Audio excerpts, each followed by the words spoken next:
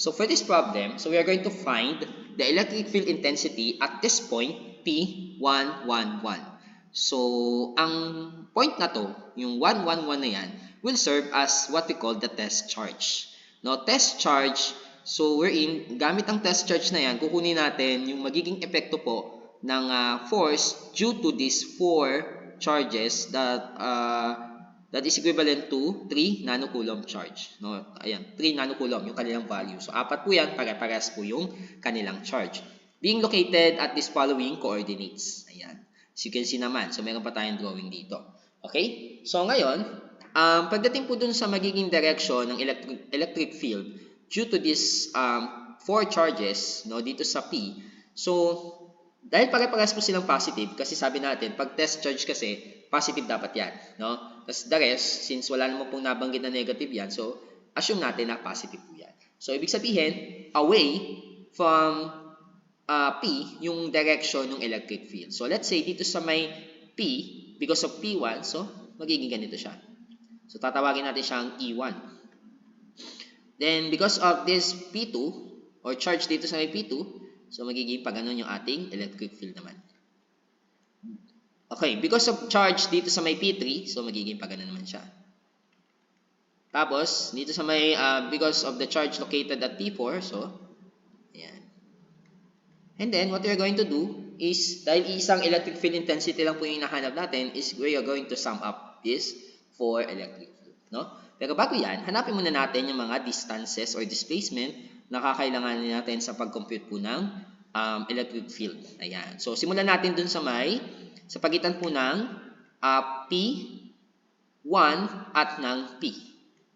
Ayan. So, take note, dahil ito po ay repulsion, so, ang ating magiging distance natin, so, mula dito sa P1, papunta dito sa P. Ayan. And para makuha natin yan, so, ma-minus lang natin, Ag minus Ag1. Ayan. So, yun po yung gagawin natin, no? Okay? So, Ag minus Ag1. So, bali, ima-minus lang natin, no, yung position vector ng Ag. So, which is ito, yung P. Tapos, yung Ag1 naman, ito. So, as you can see naman dito sa ating figure. So, yung Ag, that is the position vector ng P. Okay? Then, the rest, no, yung para sa Ag1, yung P1, Ag2, yung P2, R3, yung P3, at yung Ag4 naman, yung P4. So, i-convert lang natin into vectors yung mga coordinates na gagawin din natin. Para kay R, yung 1, 1, 1, 1. So, magiging I hat plus J hat plus K hat. Then, i-minus natin siya dun sa Ag1 because of Ag1 based on P1, we have I hat plus J hat lang. Plus 0 K hat. So, wala na yun. So, magiging, ang sagot na lang natin will be K hat. No? So, kung kukunin naman natin yung kanyang magnitude naman, so, yung kanyang magnitude. So, ang kanyang magnitude po will be 1. Okay.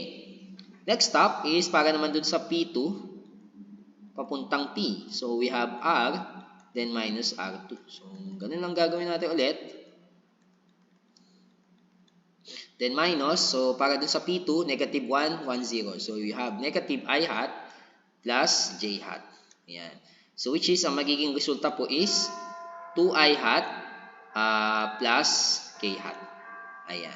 Then, para naman dun sa kanyang magiging magnitude naman, so, magiging magnitude niya ay square root of 2 square plus 1 square or simply square root of 5. Ayan. Okay. Then, para naman dun sa mula P3 papuntang P, so, you have R minus R3. So, again, I hat plus J hat plus K hat. Then minus, para dun sa R3, we have negative 1, negative 1, 0. So, you have negative I hat minus J hat. So, you have 2I hat plus 2J hat plus K hat. Ayan. Okay, then lastly, hindi pa pala, yung magnitude pa pala nito. So, that will be square root of 2 square plus 2 square plus 1 square. That is 3. Ayan. Tama ba? 4 plus 4, 8 plus 1. Yan. Then, para naman sa kanyang, dun sa huli, we have R minus R4. Yan, para dito sa pagitan ng P4 at ng P. So, I hat plus J hat plus K hat.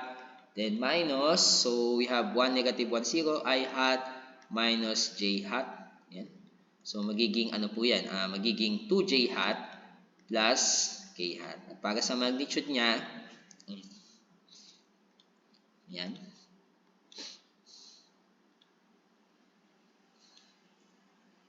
So, para sa kanyang magnitude, so that would be square root of 2 square plus 1 square or square root of 5. No? Ayan. So, ngayon, kumpitin na natin, no, yung magiging electric field. Okay? So, let's start. So, para dun sa ating, una muna yung E1. So, using the formula of E is equal to K. So, yung magnitude lang, no? KQ over R squared. Okay, para dun sa una, we have, ang gagamitin natin K is 9 times 10 raised to 9. Okay, then ang Q natin is, dahil para-paras na naman po 3 nanocoulomb yan, so 3 times 10 raised to negative 9. Then ang distance dun sa una, okay, sa E1, okay, because of R minus R1 is 1 square. Then ang kanyang magiging unit vector is K hat over 1. Or simply, magiging 27. Ayan, 27 K hat, then Newton per coulomb. Ayan. Meanwhile, para dun sa ikalawa, so 9 times 10 raised to 9 times 3 times 10 raised to negative 9. Then ang kanyang distance po ay square root of 5 squared. Then ang kanyang unit vector po ay 2i hat plus k hat. Yan. Then over square root of 5. So, of course, ang lalabas dito will be vector. So, that should be 4.8299 i hat. Then plus 2.4150 k hat. Yan. So, Newton coulomb. Ayan. Then, para naman dun sa ating E3, so, the same ulit. Magkakaiba lang naman po sa kanilang displacement, no? So, so, dito naman, ang ating distance na gagamitin po is yung pagitan po ng R1 o ng R at saka ng R3, no? Which is 3. Yan. Yung kanina pala, dun sa E2, ang ginamit natin is yung distance R minus R2. Ayan. Okay? So, times, ang kanyang vector po na ginamit para sa displacement ay 2i hat plus 2j hat plus k hat, then over 3. So, pag sunod natin yan, so, makukuha dapat natin dyan is 2i hat yan, plus 2j hat plus k hat. Yan. So, parang ganun pa rin. No?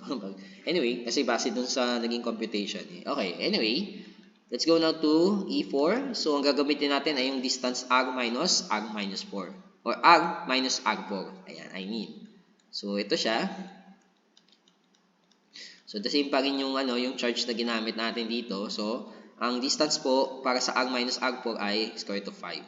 Then, yung magnitude o yung vector, yan, over square root of 5. So, ang lalabas po dyan will be 4.8299 i hat plus 2.4, oh sorry, j hat pala. J hat. Hindi po I hat J hat. So, 2.4 150 k hat, then Newton per coulomb. So, ayan na po, nakuha na natin yung mga electric field, no? Sa bawat charges, no, at this point P. So, ngayon, what we're going to do is to sum up. So, pagsama-samahin na natin. So, yung magiging electric field at point P. So, add lang natin lahat ng electric field na nakuha natin. In terms of vector sum. So, E1 natin is 27k hat.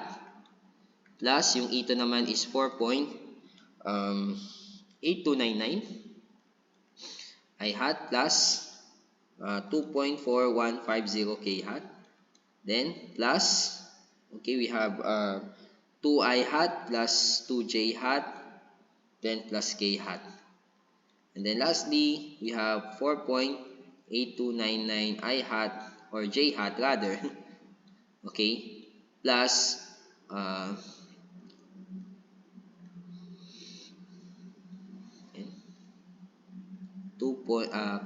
j hat yan, plus 2.4150 k hat.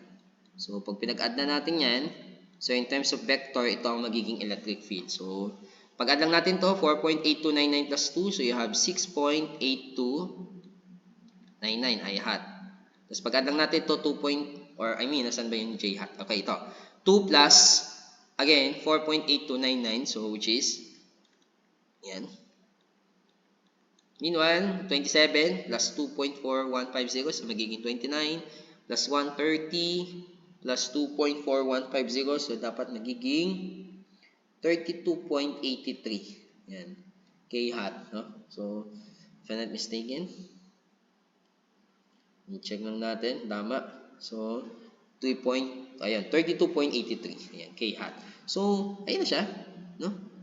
In terms of vector, so ito na po yung magiging answer natin. Yan. So, though wala pong nabanggit kung ano po yung unit ng distance, let's assume na ito po ay naka-metric. So, okay, it will become Newton per coulomb. Ayan po. Ngayon, kung gusto mong kunin yung kanyang magnitude, well, pwede naman. You can have 6.8299 square plus 6.8299 square plus 32.83 square. So, magiging answer dyan will be, ayan, 34.2214 Newton per coulomb. So, ayan po, no? Pwedeng, kung ang tinatanong po is magnitude, so ito po dapat yung magiging answer natin. Okay? So, yan po yung pagdating sa mga ganitong lalo na pag maraming charges na po. Tapos hahanapin mo yung electric field sa isang particular na point or test or point para ilagay yung test charge. Okay, now let's go to the next problem. So, we have 2 point charges that are both positive. So, positive Q and positive 4Q, which are separated by a distance of 3 meters. So, now the question is, at what point on the line joining the two charges is the electric field equal to 0? So, let's say we have this two charges that are both positive, no, with a distance of 3 meters between them. Okay, so we have positive Q and positive 4Q. So the question is, at what point, no, on this line that joins these two charges will have a zero electric field. So let's assume na nandito po yung point kung saan magiging zero yung electric field. So let's say at that point. So, let's indicate muna yung ating mga given. Let's say ito yung Q1. Then ito naman yung Q2. Ayan. And then let's say yung distance sa pagitan po ng Q1 at saka nitong test charge na to ay tatawagin nating X. So, ibig sabihin yung isa is 3 minus X kabila. Okay. So ngayon, if we're going to show yung action ng electric field nila that are both positive, so dito, because of Q1, ang kanyang direction ng electric field is this. So, going to the right. Because of Q2, ang magiging electric field natin will be going to the left naman. Okay? So, ngayon, magiging 0 daw yan. So, ibig sabihin, pag pinag-add daw natin yung dalawang electric field na yan, yung kanilang magnitude in particular, okay, it will be equivalent to 0. So, ibig sabihin, you can say that the magnitude of the electric field due to Q1 will be equal to the electric field or the magnitude of the electric field due to Q2. Ayan. So, E1 is equal to E2. So, now, using again the formula of electric field, which is equivalent to K Q over R squared. Ayan. So, you can have K. Then, ang charge dun sa una is positive Q. Then, ang distance, no, mula dito sa Q1 hanggang dito sa point of interest natin is X squared. Then equals, we have K, then positive 4Q, and over, so you have 3 minus X. Ayan, so, okay, pwede na natin i-cancel yung K, tapos yung Q, no? Ayan, so ang matitira na lang po sa ating equation, ayan, will be 1 over X squared is equal to 4 over 3 minus X squared. So, yan, solve natin yung equation na ito. So, you will get, pamukuha natin yung X.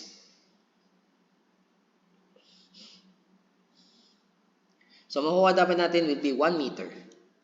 Yan, 1 meter from, okay, positive Q charge. Ayan. Okay? So, ayan po yung magiging answer natin. Or you can also have another answer, which can be 2 meters from positive 4Q charge.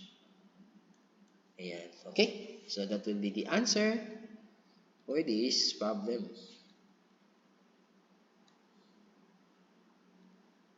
Ayan. So, indicate din natin kung ano yung reference natin. So, para alam din natin, no, kung tama ba yan. So, 1 meter from the positive Q, then 2 meters from the positive 4Q. Okay. For sample problem number 6, we have these two charges, 5 microcoulomb, positive and negative 5 microcoulomb, that are located at the corners B and C on the horizontal base of an equilateral triangle ABC. Now, if corner A is located on the top of the triangle and the side of the triangle is 0.5 meter long, find the electric field intensity at point A. So, let's say meron tayo ditong triangle, no? Ayan. Okay, which is 0.6 or 0.5 meters long, or yung bawat side, no? And then of course, ang kanyang angle is 60 degrees. So, yan. Let's say ito yung sa point A na hinahanap natin. Tapos nandito naman yung point B. So, let's say, yan. Then C dito. Okay, let's say maglagay tayo ng dalawang charges dito. So, we have here positive, yan, 5 microcoulomb. Then another one is negative 5 microcoulomb. So at point C and point B. Yan. So ngayon, okay, let's say ito yung ating point of interest natin or test charge.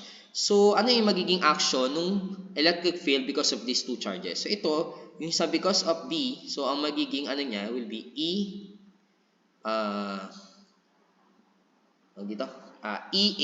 Ayan.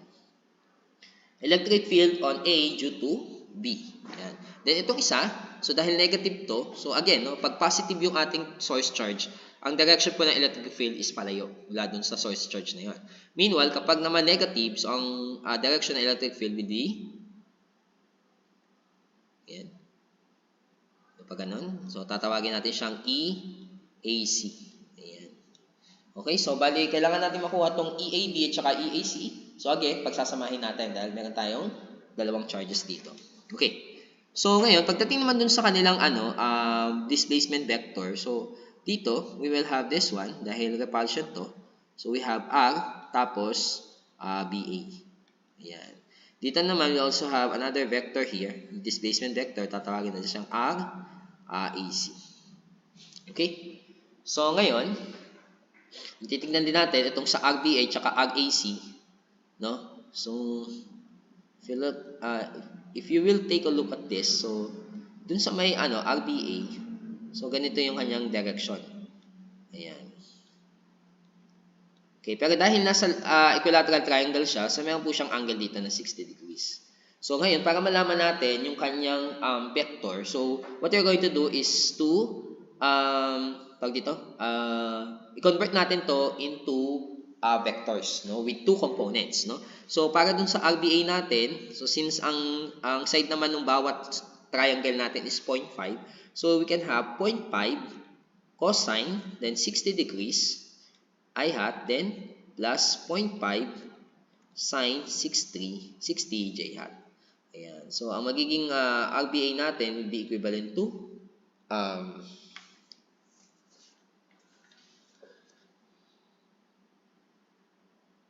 okay, so ano ba magiging equivalent niyan? So 0.5 cosine 60. So ito 0.25, ayun. 0.25, so I hat, then plus 0.433. Yan, hindi ako nagkakamali, no? That is 0.433. Ayan. So J hat, no? Then pagdating naman dun sa isa, yung okay, we also have another one, yung sa may, okay, yung sa RAC, okay? So ang 60 degrees is this, ayan. So it's being counterclockwise, or clockwise rather. So therefore, para makuha natin yung RAC, so we have okay, 0.5 cosine negative 60 I hat, then plus 0.5 sine negative 60 J hat. Yan. So kumbitin natin yan. So it will become 0.5 cosine negative 60. So will become 0.25. Then yung kabila naman is 0.433 J hat. So yan yung ating mga displacement vector na gagamitin natin. Okay. Ngayon pagdating naman sa electric field, so of course, we have the formula K, Q over R squared. Ayan. So unahin muna natin yung para sa AB. So, para dun sa AB, so we have, of course, yung gagamitin natin yung K, 9 times 10 raised to 9. Then, okay nga pala, yung magnitude, hindi pa pala natin nakukuha. Kunin muna natin yung magnitude pala. Okay ba? At tapusin ko lang to. So, dito, ang charge na pagbabasehan muna natin, una is 5 micro. Then, yung distance, so alamin natin. Yan, bang distance ito? Of course, 0.5. Yan. Tapos, syempre, yung RAC is also 0.5. So, 0.5 meters ang ilalagay natin. Yan. So, then, unit vector niyan is yung sa may RBA. So, we have 0.25 I hat, then plus 0.433 J hat. Then, magnitude is 0.5. Ayan. So, ngayon, kumpitin natin yan.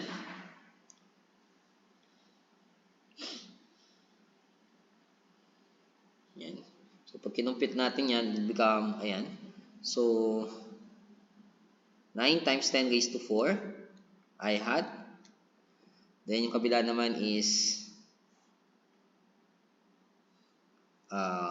ayan, plus 1.5588 times 10 raised to 5 J hat.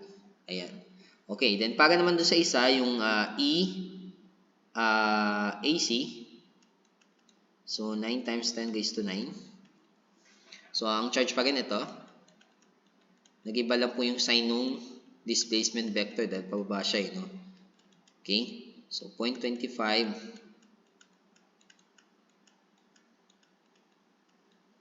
Okay, so over 0.5. So, pag kinumpit natin yan, it will become 9 times 10 raised to 4 I hat, then minus 1 point. Yan. Okay, so pag-add lang natin. So, anyways, makakancel naman yung yung sa J hat, no? Kasi pag-add lang natin, no? So, kung pinag-add yan, so ito, cancel out. So, ang matitira ito, 9 times 10 raised to 4 plus 9 times 10 raised to 4 I hat, magiging 1.8 times 10 raised to 5. Yan. Okay, so yan po ang magiging answer natin for sample problem number 6. Nga pala, ngunit pa pala, we forgot. Yan. So, nag-be Newton per Coulomb. Yan. So, dahil electric field yung hinahanap natin. You know?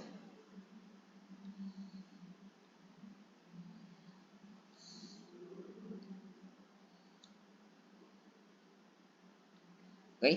So, for that problem, no?